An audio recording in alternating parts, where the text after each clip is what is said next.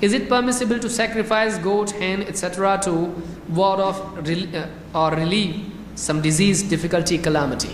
یعنی کوئی پریشانی، تکلیف، تنگی وغیرہ آتی ہے تو بیماری وغیرہ آتی ہے تو اس کو دور کرنے کے لیے بکرا، بکری، مرغی وغیرہ کچھ ذبح کرنا یہ ہے کیا؟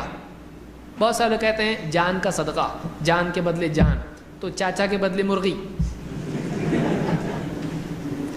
چاچا کے بدلے میں کیا؟ بکرا، تو زندگی بھر اس کو بکرا بنائے، اب بیمار پڑا تو اس کے بدلے بکرا بھی دے رہے ہیں، تو ایسا ہے کیا؟ اسلام میں ایسا نہیں ہے۔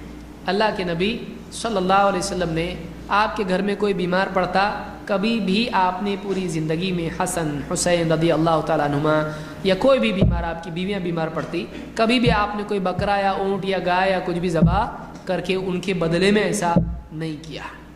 اس کی جان کے برابر ہو سکتا کیا؟ نہیں ہو سکتا ہے۔ تو ایسا کرنا میرے علم کی حد تک کہ صحیح نہیں ہے۔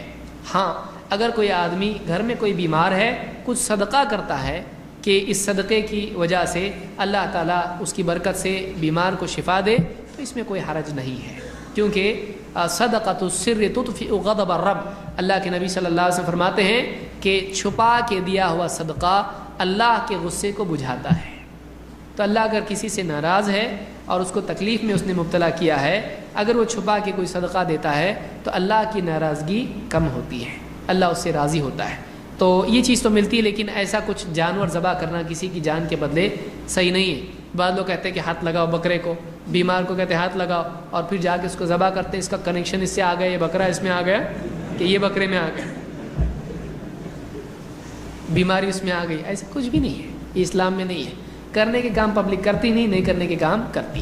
کوئی بیمار پڑے، آپ اس کے پاس جائیے اور آپ اس کے یعنی سامنے دعا پڑھیے، اسأل اللہ العظیم، اسأل اللہ العظیم، اسأل اللہ العظیم رب العرش العظیم ان یشفیک، 7 بار پڑھیے آپ، اس کو اللہ تعالیٰ شفا دے گا۔ اس سے حدیث میں ہے کہ اگر اس کی موت نہیں تو اللہ شفا دے گا اس کو۔